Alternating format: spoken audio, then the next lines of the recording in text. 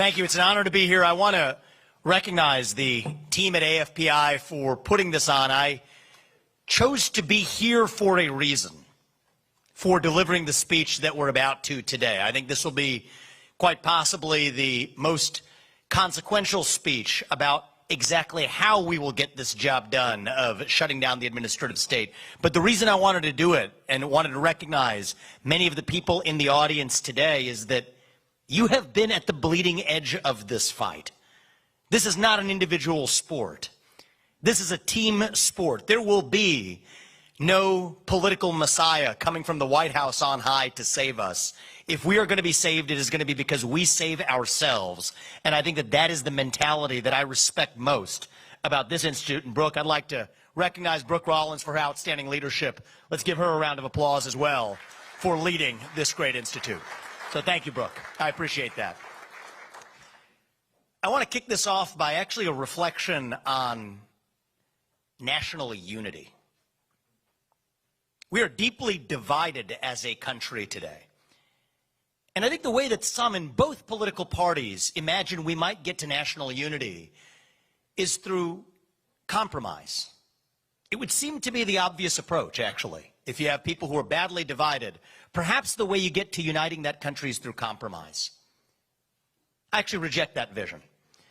I believe that the way we will unite this country is by being uncompromising about the principles that set the country into motion in the first place.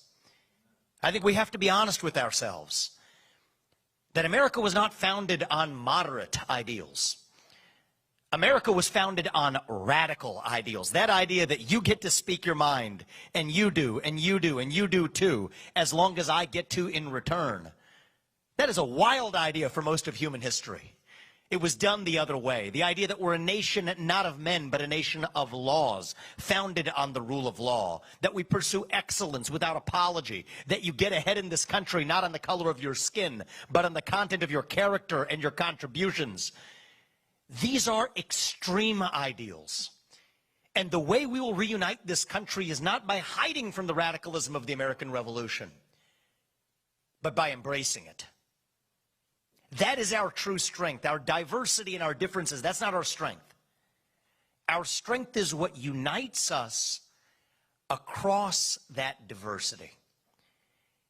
That's actually the subject of the speech today. One of those, perhaps the most foundational of those radical ideals.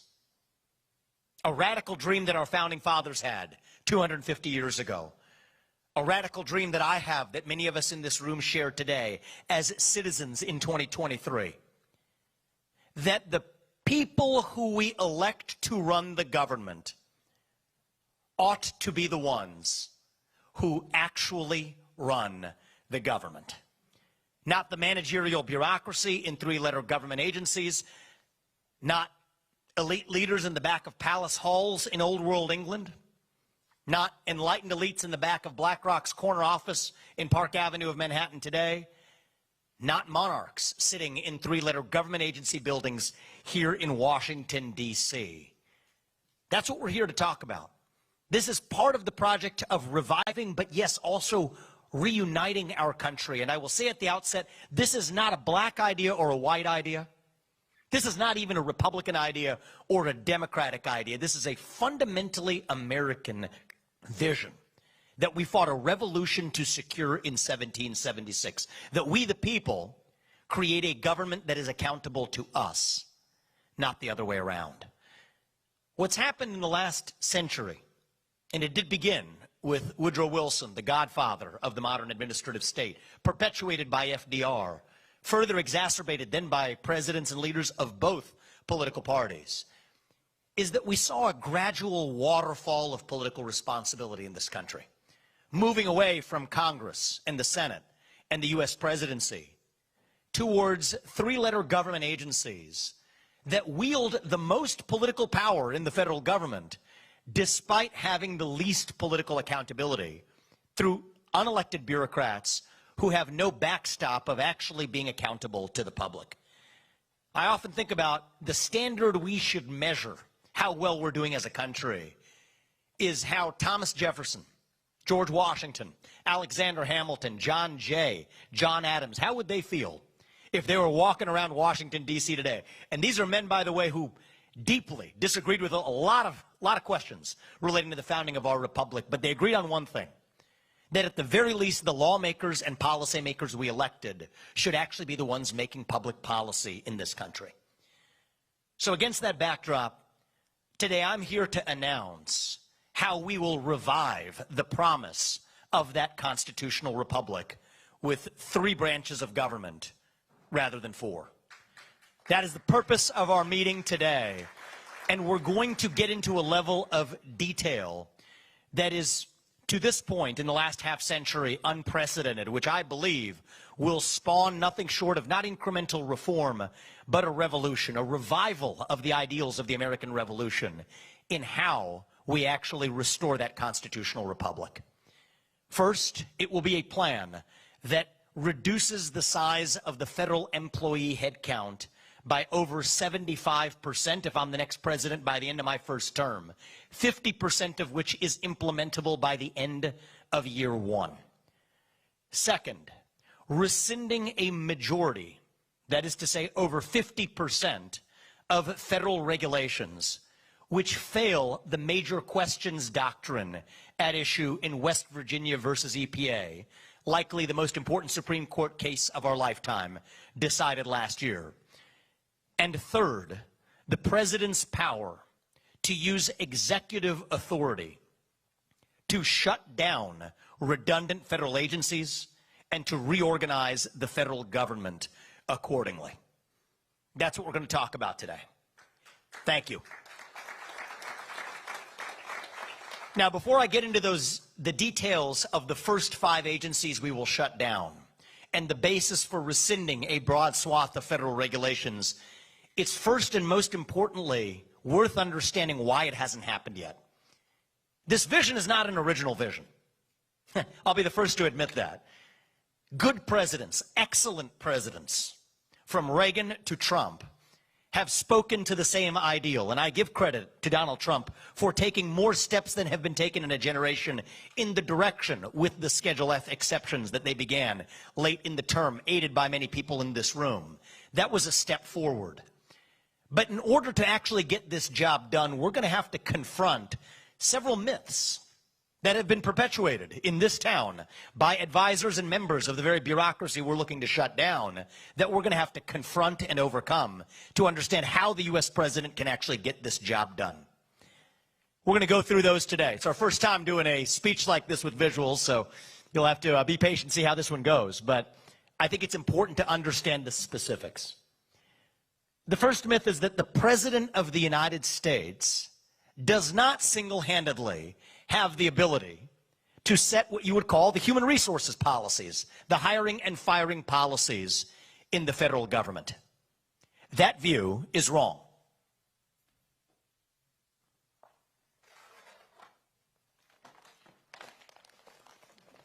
I'll put that there. The truth of the matter is that the U.S. president actually enjoys broad statutory authority to prescribe the rules of the civil service. If you want the citation, turns out the president, and I'm going to read from the U.S. Code, may prescribe such regulations for the admission of individuals into the civil service of the executive branch that will best promote the efficiency of that service. That's 5 U.S.C. 3301. Now, most federal employees work in what's called the competitive service. Well, it turns out the rules governing the competitive service for the U.S. president are even broader, pursuant to 5 U.S.C. 3302, that says the U.S. president has similar power to, I quote the law, prescribe rules governing the competitive service, which includes most federal bureaucrats. What does that mean? It's like the equivalent of working at a company. The HR department does not actually determine the rules without reporting into the CEO. It works the same way for the U.S. federal government as well. Well, that leads to a second myth that's perpetuated itself in this discussion of how we take on the administrative state. So far we've established that the U.S. president has, pursuant to 5 U.S.C. 3302, sole authority to set the regulations, the rules governing the Office of Personnel Management, governing the competitive service. Well, The myth number two that's been taken for granted in our national history is that the President of the United States is limited in his ability to fire those employees pursuant to a part of the U.S. Code known as 5 U.S.C. 7513A, which creates so-called for-cause limitations, which say that the U.S. President cannot fire a bureaucrat unless it is what you call for cause, breaking the law, doing something egregious. That's been the status quo in Washington, D.C. Turns out that is actually a myth.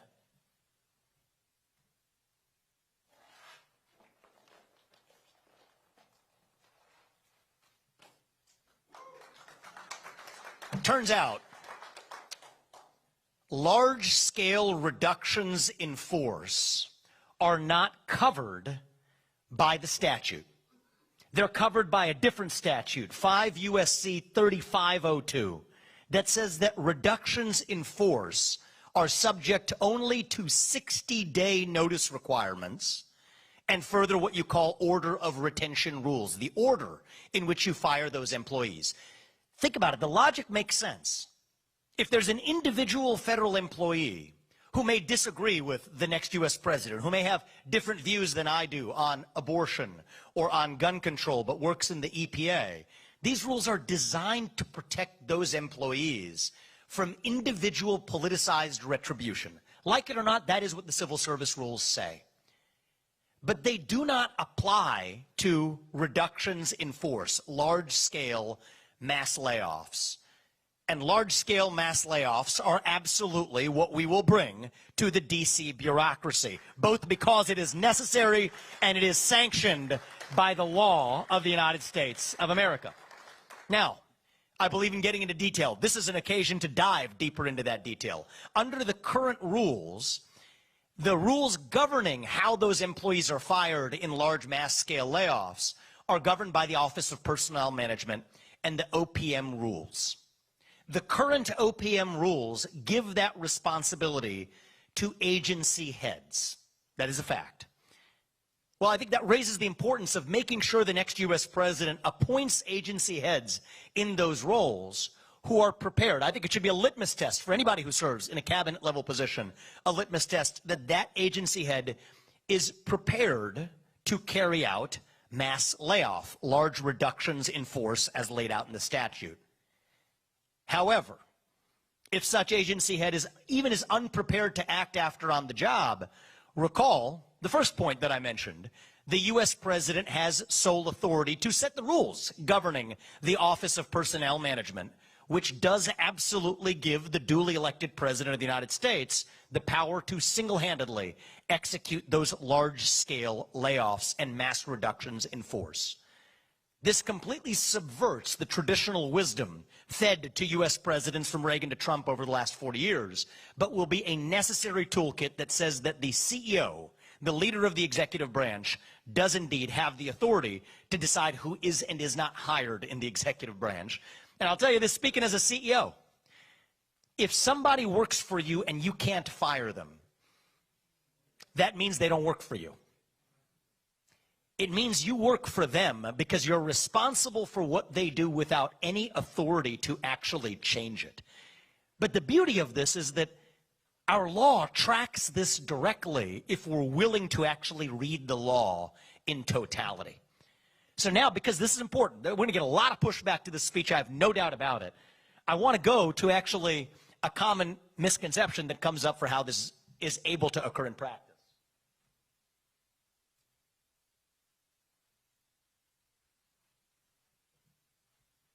The next myth is that if you're carrying out these mass layoffs, you still have to do it within the structure of the existing agencies as they continue to exist.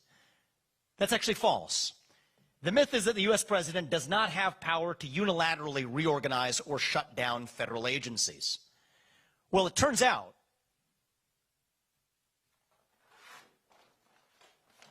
the truth of the matter is the key provisions of the 1977 Reorganization Act are actually still in effect. I'm going to read to you from the 1977 Act, 5 U.S.C. 901, active law today. And who would have ever thought it's worth paying attention to the words of the law itself? The president shall. There are statutes that say the president may. This isn't one of them. The president shall, from time to time, examine the organization of all agencies and determine what changes in such organization are necessary to carry out any policies set forth in this statute. What are the policies set forth in that statute? I've picked two examples for our purposes today. Number one, to reduce expenditures and promote economy to the fullest extent consistent with the efficient operation of government. Number two, to reduce the number of agencies by consolidating those having similar functions under a single head, and to abolish, that's not my word, that is a word in the statute, to abolish such agencies or functions thereof as may not be necessary for the efficient conduct of the government. This is not a suggestion to the U.S. president from Congress. This is a mandate to the U.S. president from Congress to exercise the authority to reorganize and shut down, statute's words, abolish such agencies if it promotes the economy, or, in the alternative, if it eliminates redundant federal agencies. This completely debunks the traditional mythology that actually the way the U.S. president actually has to act is by going to Congress. Now, part of the reason why, and I'm going to show you here, is after I remove that second truth, what you're going to see is a myth that says there's a Supreme Court case called INS versus Chadha that actually in 1984 dealt with a correction to the 1977 Act. And this is arcane stuff, but this is actually important to get to the bottom of what's going on. What Congress said in 1977 is there could be a single House veto of a presidential reorganization path. What the Supreme Court held to be unconstitutional in that case was actually the single House veto. So they said, no, you can't do it with a single House veto. It has to go through both chambers of Congress. That's what INS versus Chadha said, but it's been misinterpreted and fed incorrectly to people who have occupied the position that I'm running to occupy to say that that stops the U.S. president from acting unilaterally. The truth of the matter is, those provisions that required the U.S. president to seek congressional consent, those provisions had deadlines. But the unexpired provisions that are still good on the books are the ones that actually mandate the U.S. president to examine the efficient functioning of government from time to time.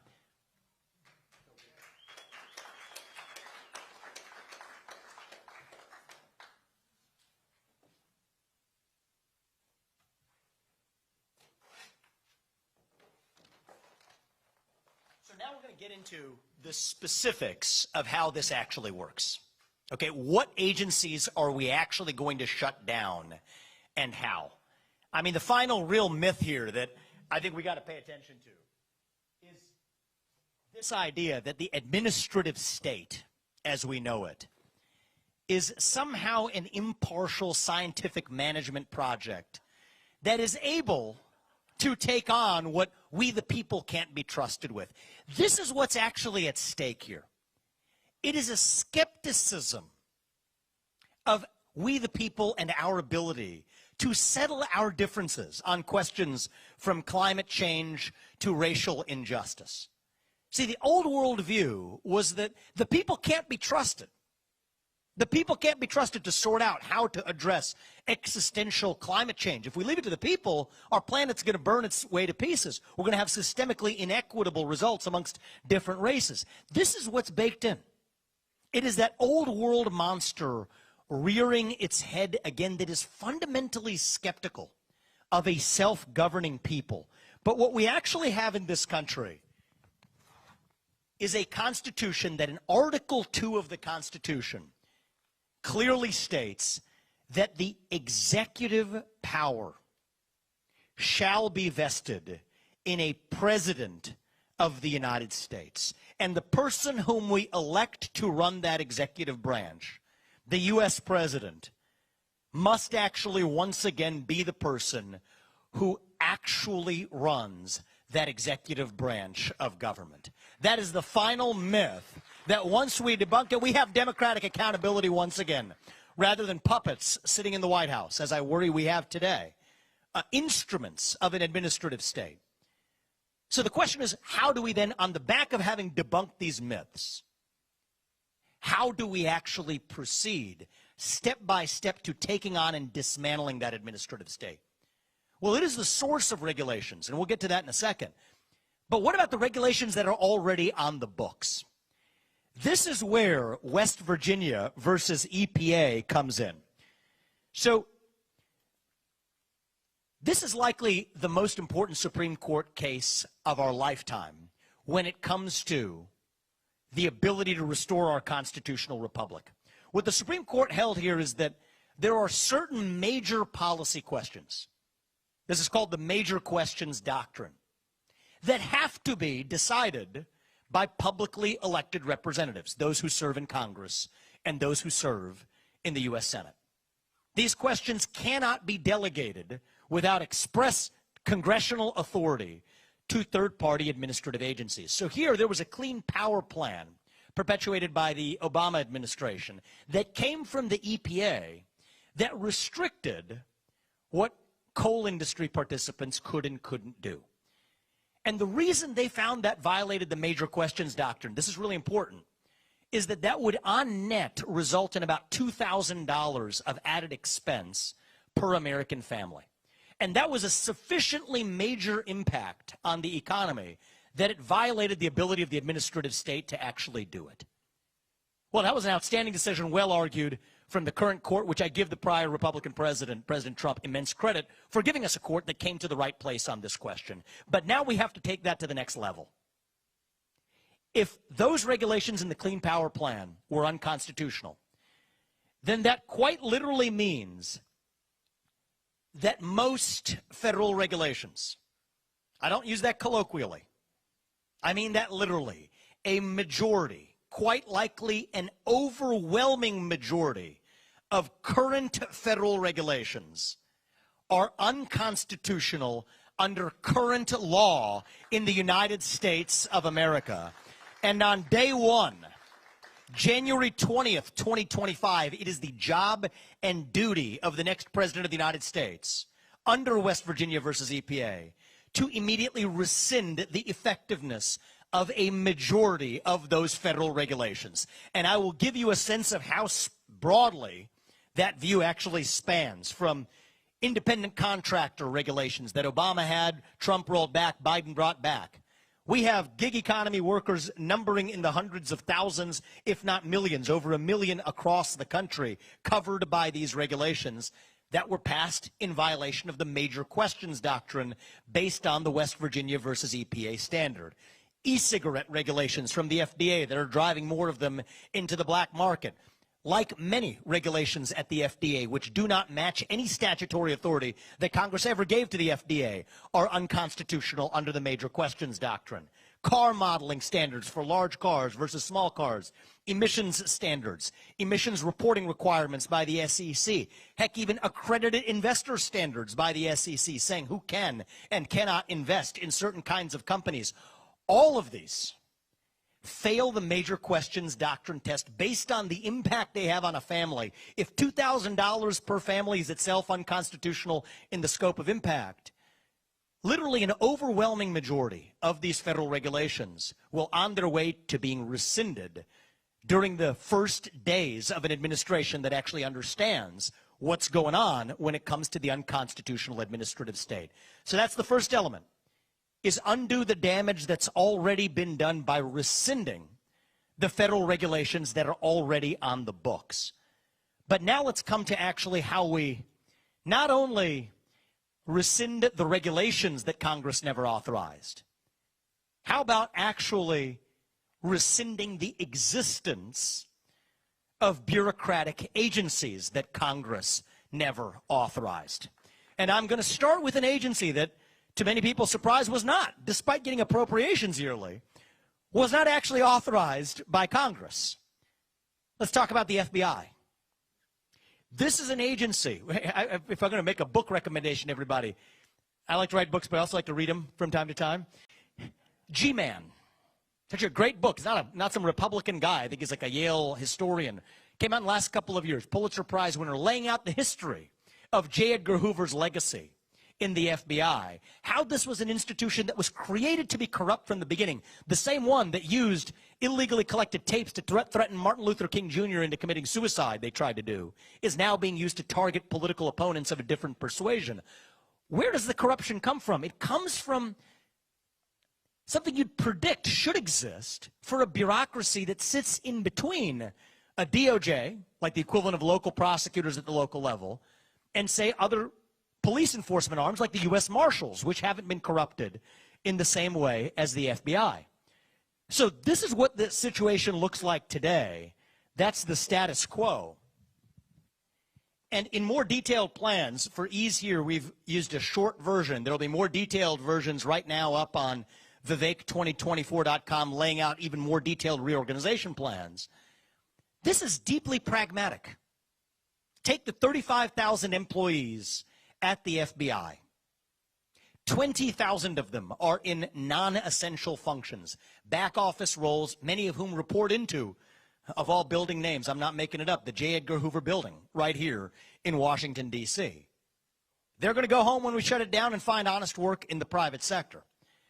But 15,000 of those employees are going to be reorganized into the U.S. Marshals, into the Financial Crimes Enforcement Network at the U.S. Treasury, into other parts, the DEA, that are taking on the drug enforcement problems that we have in this country. Because part of the problem when you have a bureaucracy that runs this deep is that they find things to do that they shouldn't have been doing in the first place. Post 9/11, what happened with the FBI is they took on counterterrorism, from drug enforcement to child sex trafficking to financial crimes and white-collar network enforcement. These are areas where people had no specialization in the first place, and they're rotating, so we're at once less effective in actually enforcing the laws on the books, while also creating the formula for the corruption that we now suffer today. And this is where I think we face a choice. Do you want incremental reform, replace Christopher Wray with James Comey or James Comey 2.0, or recognize that it's actually the underlying machine that was the source of the corruption itself? And I believe the only correct answer to restore the integrity of our law enforcement apparatus will be to begin with shutting down an institution like the FBI itself. We'll move to the next institution. The U.S. Department of Education. This is an agency that spends approximately an $80 billion budget per year, telling local schools that they can't get those federal funds unless they adopt toxic racial and gender ideologies, while denying, and this part's less well known, denying federal funding. That's about 10 to 11% of a school's budget to schools across this country that dare to teach kids how to engage in hunting or teach them how to practice archery. Those have been the bases for denying funding to schools, while telling other schools they can't get actual federal funding unless they adopt toxic, divisive racial and gender ideologies and racial quota systems in their hiring. This is an institution that has driven the epidemic of inflation in college tuition costs while subsidizing four-year college degrees, not doing basically a thing for people who want to pursue one-year vocational programs. The root cause, the original sin, was the fact that the federal government should have never been involved in local education in the first place. So remember one of the bases for the U.S. president to shut down an agency, promoting the economy and efficiency. Taking that $80 billion and giving it back to the people meets that statutory test. And that's why we won't just put a good person. And I respect Betsy DeVos, and I respect people who have served in that role. We won't just put a good person on top. We will actually get in there and shut it down while moving certain of the remaining functions like loan collections to the U.S. Department of Treasury, that limited sliver of workforce training to the Department of Labor where it belongs. That's how you actually drive change. And so I'm going to go quickly through a sample of the remaining agencies that we will shut down in the same way. Take the Nuclear Regulatory Commission, the three-letter agency that has stood in the way of advancing nuclear energy in this country in the name of promoting safety. We have no Gen 4 reactors in the U.S. The only country in the world that does is China. We have very few Gen 3 reactors. We have Gen 1 and Gen 2 reactors, which are 60-plus years old, which are less safe, even compared to Gen 3 and Gen 4 reactors. In the name of an agency, before its existence, you could build a nuclear power plant in 5 years in the United States. Now the average time is 25 to 40 years. Even as in Japan, it's closer to 5. In France, it's 5 to 8. Falls at the feet of what Brooke talked about at the very beginning, that administrative state. This was never passed through Congress, these regulations. It's fundamentally the culture of an agency that believes that there shouldn't be another nuclear power plant in the United States, and that's why since its inception, there has not been a single nuclear power plant built in the United States of America. What we say is, you can't reform an agency with that culture. You have to get in there and shut it down. Move a small number of the remaining employees to the DOE and to other parts of the government where they can use that expertise to promote actual innovation in nuclear energy in the United States. And so we'll conclude with this one. There's actually more poster boards back here, and time permitting.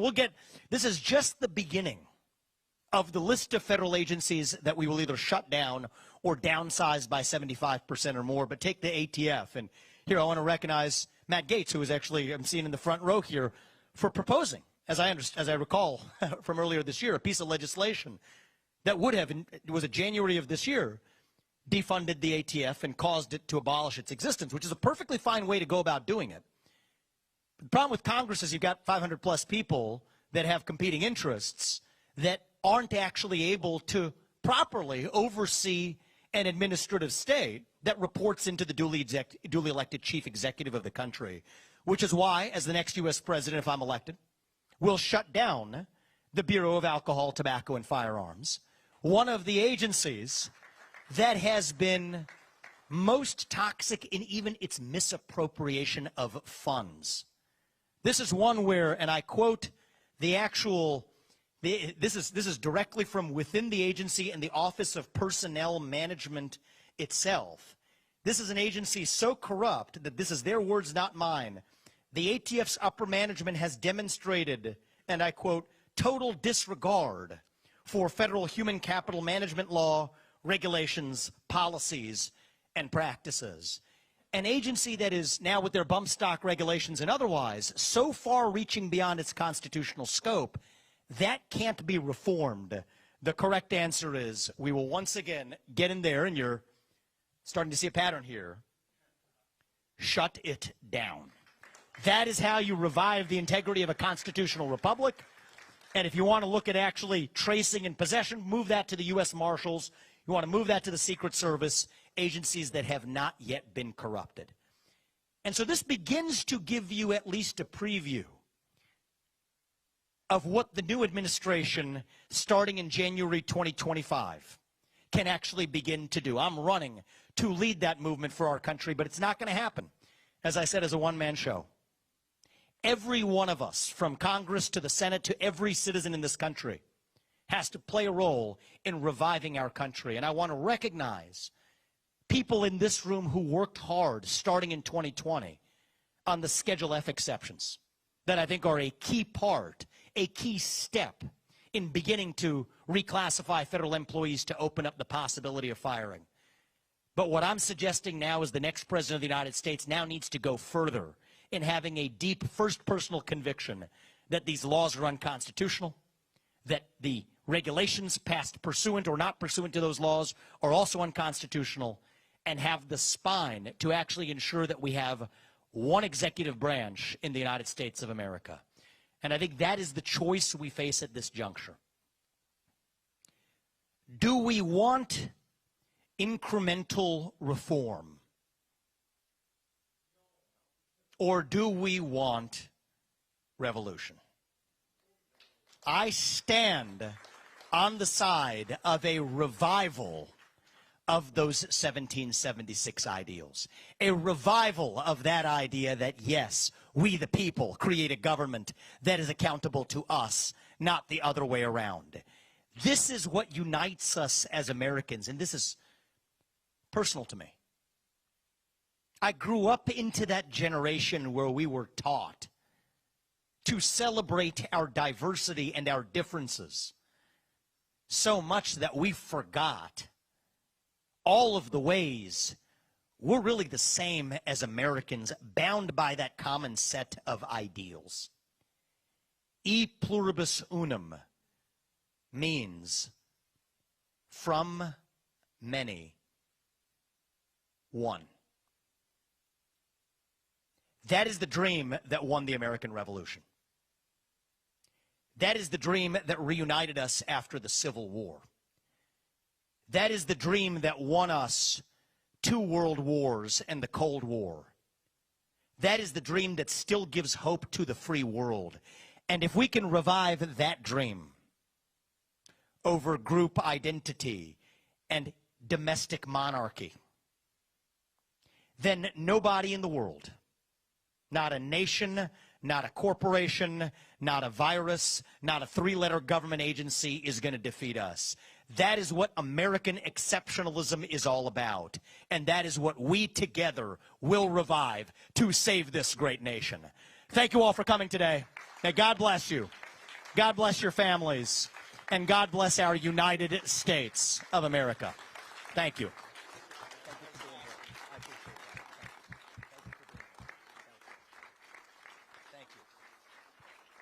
Thank you. Brooke, I've made a mess here. Well, we made a mess. As the mother of 4 children, I can appreciate we can get this all cleaned up. We got to clean it up. Y'all, as they are flipping the stage up here, we're going to bring a couple chairs up and we're going to get to have a fun conversation with Vivek. But how about one more round of applause for the vision, the inspiration, just incredible mind behind this. How about a round of applause for the stage switchers? Like that was perhaps the most impressive thing. Sincerely, Vivek, thank you. And as I mentioned in the introduction, the path that you have chosen, wherever it ends next year, or 4 years later, or 8, or whatever it is very clear that I personally am animated when I think about the founding of our country, and it wasn't thousands of people, it was a handful of committed patriots who refused to give up. And when you mention revolution in your comments, I think that's in a way very similar to where we are today. And that handful of committed patriots can truly save a country and change the trajectory of America. So God bless you for answering the call. It is really fun to watch you out in America on this journey that you have chosen. Recently, I saw a video of you speaking to a senior in high school, and you told him that it's important not to think with the pack, to be willing to be a contrarian. Today, you're with us in your capacity as a successful businessman and entrepreneur, but the journey that you have endeavored clearly, many would say, is a little against the pack in the best way. So what advice, and how has the advice you shared with this young man, how has it led to where you are today? Well, I think that this is a distinctly American view, by the way, Brooke. So for me, being willing to take risks and to fail is a core part of how you actually get to success. And I think that that's part of the founding spirit of this country as well, that in some ways we've lost. We talked about 1776 earlier. I think we live in a kind of 1776 moment, and I think I think it must have been the same young man, if I'm remembering the conversation you saw correctly, where I told him, you don't know how old Thomas Jefferson was when he wrote the Declaration of Independence? He was in his early 30s. I think he was 33 years old. And he not only wrote the Declaration of Independence, he invented the swivel chair while he was writing the Declaration of Independence because he felt like he needed it to think. He's like, well, I can't think unless I'm spinning around. Let me just invent the swivel chair. That's the swivel chair we sit in today. And by the way, Benjamin Franklin, who's one of the co-signers of that Declaration of Independence, invented the Franklin stove, an early remedy to the common cold, the bifocal spectacles. What do we say today? That's for the technocrats. Right? It relates to the speech I just gave, actually, that belongs to the technocracy, that's actually something you can't do. And if you dare to do it and fail, we're going to punish you for it. And so part of the journey that I've taken, Brooke, is one where, yes, I have taken calculated risks I haven't succeeded every time, but I've succeeded more times than I've failed, which has allowed me to get to where I am. But I want to create a country where every kid has the space and sense of self-confidence to actually be able to do the same thing. And I think it sounds like it's a different topic, but it's not really. It's deeply related to the discussion and the technical discussion we just had about shutting down the administrative state. I feel like there's an inner animal spirit in the heart of the American soul that has been domesticated, has been tamed by this new cancer that penalizes the pursuit of excellence and celebrates victimhood and limitation instead, restraint. And our culture, our animal, that has leapt oceans to lift up places like China, while their culture of Maoist victimhood and even stifling technocracy, that's leapt back to hold us back. And so I think when many of us rallied behind the cry to make America great again, that's what I think we actually hungered for. The unapologetic pursuit of excellence in this country. That's what it means to be an American. And yes, part of excellence is if the pack goes that way, you go that way as long as you know that you're actually right. Be contrary and be right. That's my advice to every entrepreneur.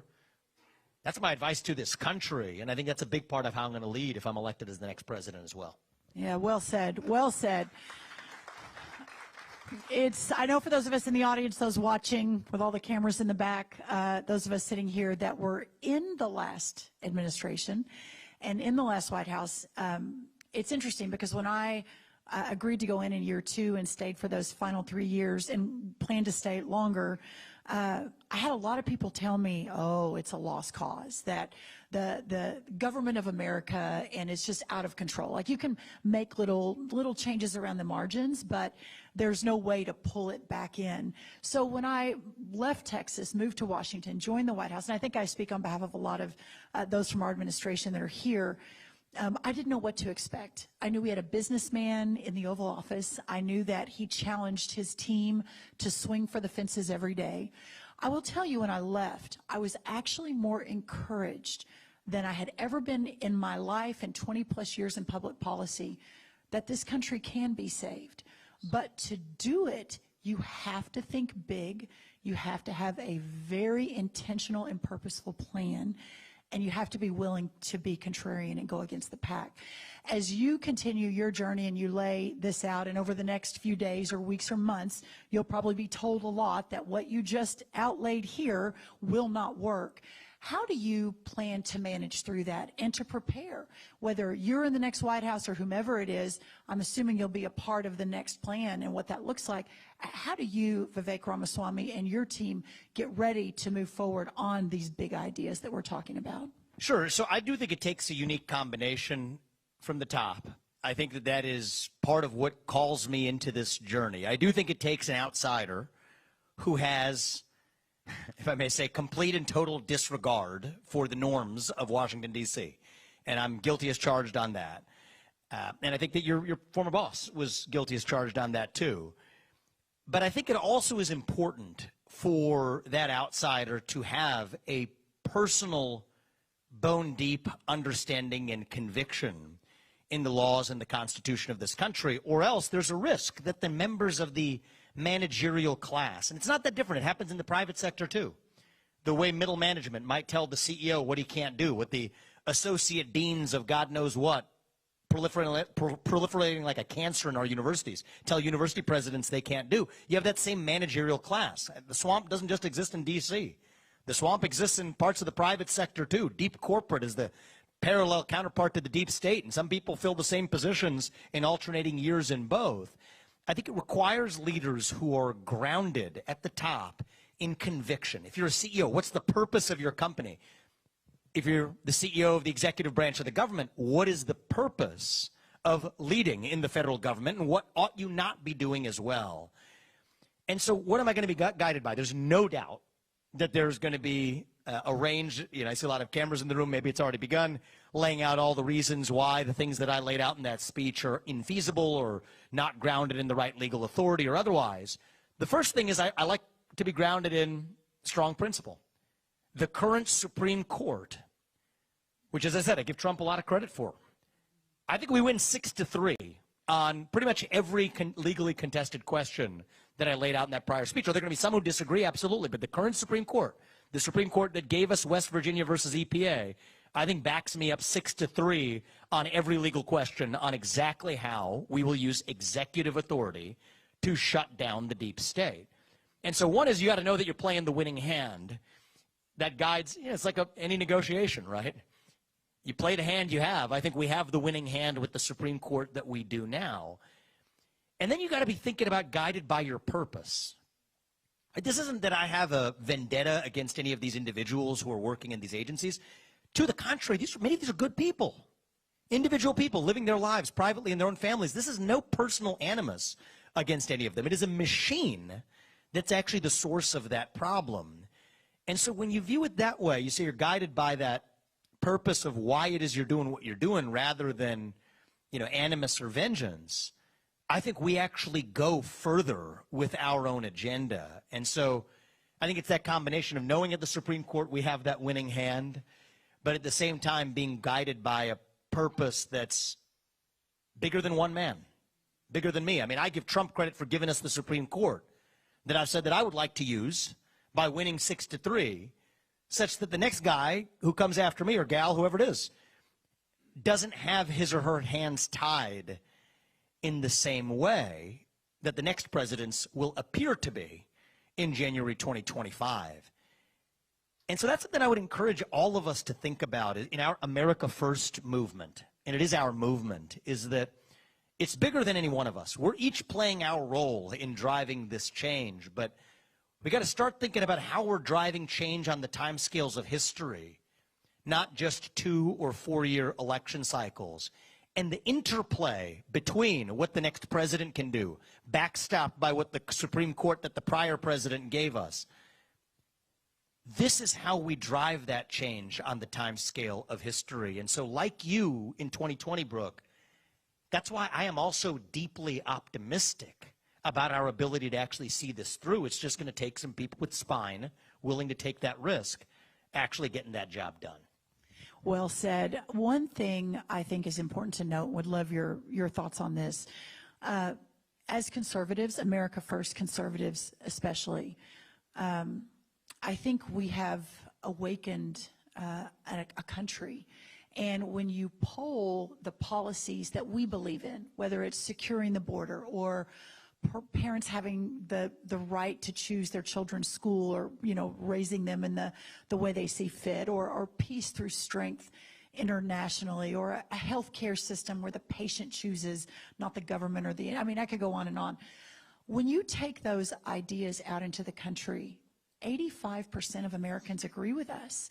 And I think, we talk about how divided we are as a country, and we're on one side or the other. And I don't see that as much. And I'm curious your thoughts that when we lead on policy, we win because the American people are with us. Have you seen that in the last few months? Oh, I have. I mean, this is probably the top and most positive surprise of the last 6 months of this experience of traveling the country. We are not nearly as divided as we're taught to believe by media or social media or otherwise. One of the things that, maybe against better advice from a political perspective, that I've done, but I just think it's important if you're running to lead a nation and not a political party, is to show up in places like the south side of Chicago or Kensington in the middle of the inner city of Philadelphia. I've talked to people in West Maui. I haven't talked to Zelensky yet, but I did talk to people in West Maui. And, one of the things that I see is common cause when it comes to the border. I probably haven't been in a room of people who were more vehemently in favor of my proposal to use the U.S. military to secure the southern border than a group of people in the south side of Chicago whose own school, high school, in South Shore High School, is being converted into an encampment for migrants costing $7,000 per migrant per month, when people in that community rightly ask a fair question, what about me in that context? Now, many of them disagree with me on, and I was challenged on this, I want to be transparent about that, on racial reparations. I'm against it. Most people, 99% of people who were in that room, it seemed like, or at least a lot of them, it seemed like, disagreed with me vehemently on that, but we agreed on the America First principles. And so my learning from that I would share, to the extent this is helpful for all of us in our movement, is I think we have to walk the walk when it comes to thinking about America First principles in a way that go beyond traditional partisan boundaries.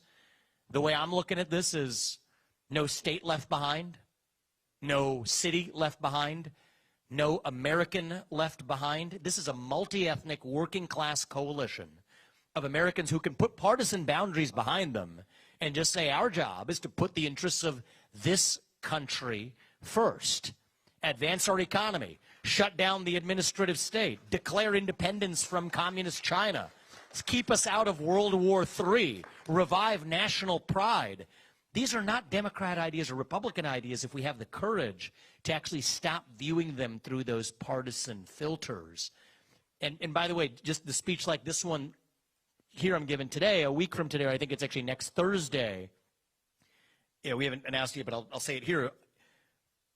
Are going to give a similar speech as it relates to our foreign policy and taking and questioning certain assumptions. We're taught to believe that it is impossible, it'll be economically devastating to the United States to actually declare industrial and economic independence from China. Well, that one we're not doing in Washington, D.C. We're going to do it in central Ohio. It happens to be my hometown, but it's also a place where we are actively onshoring a lot of production here to the United States in ways that don't have to be nearly as harmful as we're taught to believe. And so it's our job to, A, talk to everybody. We can't talk about free speech and then hide in our own echo chambers. But when we show up, what I found is that, boy, are you greeted, and I think your polls are saying the same thing, greeted with a lot more agreement. And then also talk about the how, because there's all kinds of myths. We talked about the myths relating to shutting down the administrative state. There are similar myths about what's going to happen to the U.S. economy if we actually dare to declare independence from China. And next week, just like we did today, we're going to debunk a lot of those myths. And I think America First will be the movement that reunites this country. Black, white, red, blue, it doesn't matter. We are all American, and the job of the U.S. government and the duly elected president is to put the interests of those Americans, all Americans, first again. And I think that that's something we can do to reunite this nation, and I'm optimistic about what I see. I could not agree with you more. Yeah, I think that's exactly right. Why don't let's kind of close with your thoughts on my next statement, but relates directly to what you just outlined today with the bureaucracy. And that is, in 2015, I and others have been working in the movement for a long time. Deregulation, the deconstruction of the administrative state, the bureaucracy, in the minds of sort of the leaders of the movement, that has been front of center. But in the minds of Americans, it was very low on the poll of issues that they cared about. This was, 6, 7, 8 years ago. And I'll never forget when then candidate Donald Trump came down the escalator and started talking about draining the swamp and caught the imagination of a nation. And I remember being so encouraged that there is a way to break through to the American people, that this idea from the political class, the political consultants, that, oh, you can only talk in 30-second sound bites, and, oh, you can't go deep on some of these policy issues, you're going to lose, the vote or whatever. I think that was proven wrong the last time around, because now draining the swamp and deconstructing is a top issue for Americans.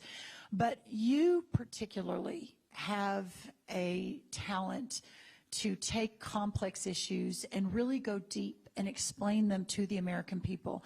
Have you found that the American in middle of Ohio, that they are open and willing and interested in understanding truly what's at stake and truly how to fix it?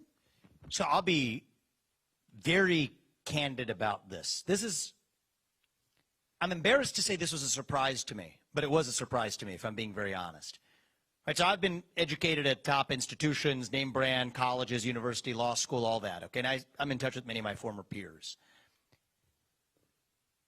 I have not received questions as intelligent about central bank digital currencies or about the relationship between the U.S. dollar and the likely new currency being formed by BRICS nations pegged to the gold standard at a level of detail. My former colleagues at hedge funds in New York, from Harvard College to Yale Law School, as I've gotten from people who are farmers in Iowa or people who live within a 50-mile radius of where I live in central Ohio today. That is deeply encouraging. Right, that is the founding spirit I was talking about. You know, Thomas Jefferson and George Washington, I mean, these guys weren't traditionally college-educated founding fathers either. And I think that that level of curiosity right now is, at least in my lifetime, as I've seen in this country, at an all-time high. That's a good thing. Why is that? I think it's because the last 8 years, the people have been taught that the media is completely not to be trusted. The information you're fed, we know we've been burned. From, and I'll be bipartisan about this, weapons of mass destruction in Iraq, to the basis for the 2008 bailouts, to the Russia collusion hoax that never was, to the origin of COVID, to the Hunter Biden laptop story that was suppressed on the eve of an election, to now how our money's being spent in Ukraine. We can go time and again. People now say, okay, fool me once or twice or thrice or 7 times, shame on me, but fool me 8 times, you won't, right? And so I think that that's created a hunger where what people, I hate the term middle America, but we refer to as middle America are independently consuming information that is grounded in fact, reason, logic, skepticism of what they're fed. And boy, is that an opportunity for us right now. I mean, it's like a 1776 moment that we live in. And this is where I see the daylight between what I think of as an old GOP and the America First movement. It's a methodology question, right? Because the tradition, I get this advice too. The number one piece of advice that I get still from people giving me political advice, political consultants, good people, thoughtful, is simplify it. You got to dumb it down, make it simple, or else you're not going to win this election. The way I view it is there's a betrayal involved in that because the threats we face are complex right now. And so it would be a form of a lie to oversimplify that. And so I'd rather lose an election and speak the truth than to somehow win by feeding people poll-tested slogans. But Thomas Sowell, I think, had an inspiring quote from, I can't remember when it was. It was a long time ago. But what he said was, if you care about someone, you tell them the truth. If you care about yourself, you tell them what they want to hear. And I think that this is why the GOP didn't succeed in 2022, actually. Because the thing that polled well is Biden's agenda is doing poorly. Criticize Biden, say Biden 3 to 5 times, as many times you can in a 30-second soundbite, and that's how you win, because that's what the polls tell you. But I think what people are hungry, craving, is an affirmative alternative vision, actually. A vision of our own. Until I mentioned it there in reference to political consultants, I haven't mentioned Biden one time in the hour and a half we've spent together now. And I think we need to get in the habit of that because, first of all, pursuant to the discussion we just had, we know that he's not really the person running the federal government anyway. Right? It's a puppet, so you're missing the point if you obsess over one person. But more importantly, I think part of the America First movement, I think this is where it's a powerful movement beyond just a political partisan tug of war between the GOP and the Democrats, is actually having a vision of, first of all, to put America first, we have to define what America is. And then once we define what America is, we have our vision that we actually put first above everything else. And I think that's going to be a formula for not just winning elections in landslides, though I think we can do that in 2024, but for reuniting a country that actually is, beneath the surface, far more united than we'll give it credit for. And the thing I'll sort of say in closing, from my part at least, Brooke, is people say, one of the criticisms I still get, I guess, is you're too young to be doing this. I was 37 when we started, but then I addressed that. I turned 38, last month. So I believe in addressing critics. But go back to Thomas Jefferson. He was 33 when he wrote the Declaration of Independence. But now let's just think about our country. The only thing I will say in our movement, okay, where I want to see us, and we're speaking amongst friends here to sort of level this up, is to say that I don't want our America First movement to be one that accepts that we have to be a nation in decline. We're taught to believe it. It's easy to believe it. I understand why you might believe it. We don't have to be a nation in decline. I think as a nation, we're all really just a little young, actually. going through our own version of collective adolescence, figuring out who we're really going to be when we grow up. And when you view it that way, at least for me, it starts to make sense again. Right? You go through your adolescence, you lose your way a little bit. You lose your self-confidence. You lose your sense of who you really are. But we are stronger for it when we get to our adulthood on the other side. Yes, we go through that identity crisis, that national identity crisis. But we can be stronger for it once we get through it. And so, no is my answer. We don't have to be ancient Rome. We don't have to be that nation in decline. I think we can still yet be a nation in our ascent. Maybe the early stages of our ascent, actually. Maybe we're not even yet at base camp. On our way to that country, to that mountaintop, to that nation where we can still tell our kids, you've got them, I've got them. We want to tell them in good conscience that the United States of America is still that country where no matter who you are or where your parents came from or what your skin color is or how long your last name is in some of our cases, that you still get ahead in this country with your own hard work, your own commitment, your own dedication, and that you know what? You're free to speak your mind at every step of the way, and that the people who you elect to run the government are the ones who actually run the government. That's the American dream.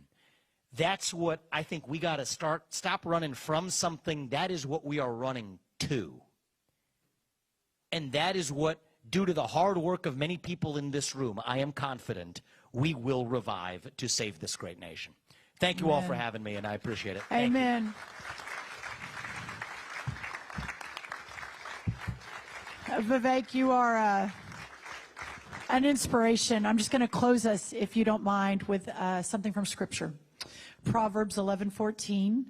People lose their way without wise leadership, but a nation succeeds and stands in victory when it has many good counselors to guide it. God bless you for being one of those counselors, and God bless you for being in the arena. Thank you all for joining us today. Thank you.